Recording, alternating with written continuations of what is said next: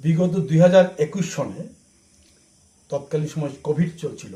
সেই সময়ে তৃণমূলের 14 জন সমর্থককে স্পেসিফিক কেসে খোয়াই থানার পুলিশ আধিকারিকরা অ্যারেস্ট করেন এবং মাননীয় আদালতে প্রেরণ করেন।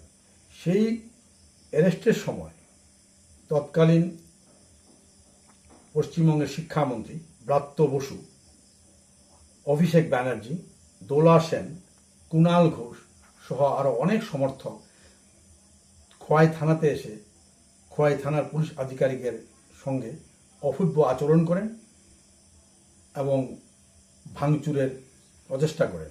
সেই মোতাবেক ওদের বিরুদ্ধে পুলিশ আধিকারিক স্পেসিফিক কেস রুজু করে মাননীয় চিফ জুডিশিয়াল ম্যাজিস্ট্রেট খোয়াইতে প্রেরণ করেন।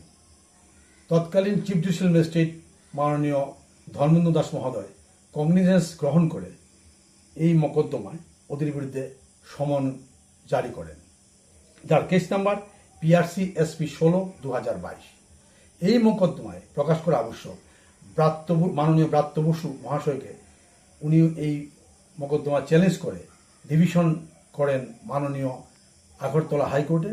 মাননীয় আগরতলা হাইকোর্ট উনাকে এই মোকদ্দমা থেকে অব্যাহতি দেন। উনি ছাড়া কুণাল ঘোষ, অভিষেক ব্যানার্জি, দোলা সেন সহ আরও কয়েকজনের বিরুদ্ধে সমন জারি হয়। লাস্ট কোর্ট থেকে রিমাইন্ডার দেওয়া হয় 27/4/2026 ওরা যেন খোয়াই